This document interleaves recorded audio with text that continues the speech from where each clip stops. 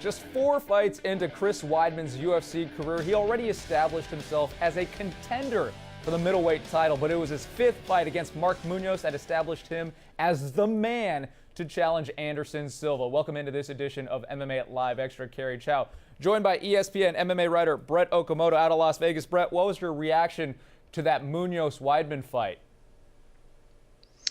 Well, my reaction was that it was a very clever knockout by Chris Weidman. We see a lot of elbow strikes in the UFC octagon. We basically see at least one in every single fight.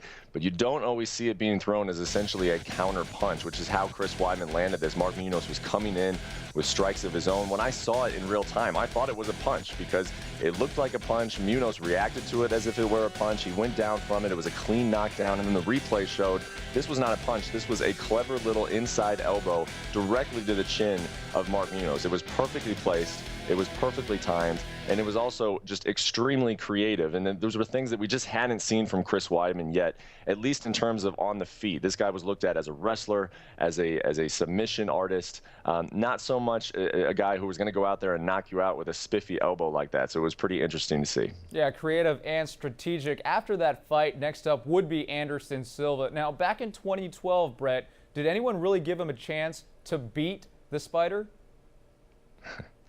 I mean, no one was giving anybody a chance to beat Spider back then. I mean, that was when Anderson Silva was still at the top. He had never lost a fight in the UFC. I will say that there were some, I do remember some pockets of people who were very confident in Chris Weidman's ability to win that fight, but they thought it would be because he would be able to wrestle Anderson Silva, much like Chael Sonnen did for 4 rounds during a title fight. And as we all know, that didn't end up being the case. There was the striking that Chris Weidman showed in the Mark Munoz fights. That came up once again in that fight against Anderson Silva.